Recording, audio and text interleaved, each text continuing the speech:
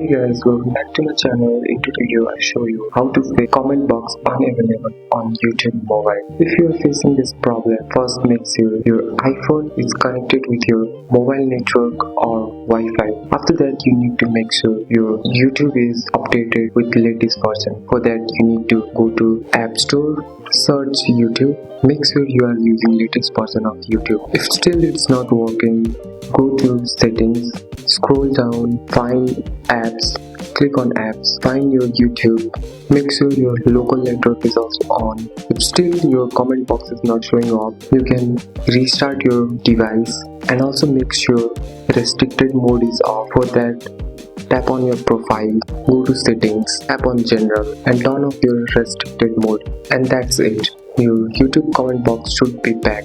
And that's all for today's video. Hope you will like this video. If you found this video helpful, please like and subscribe for daily updates. Thank you.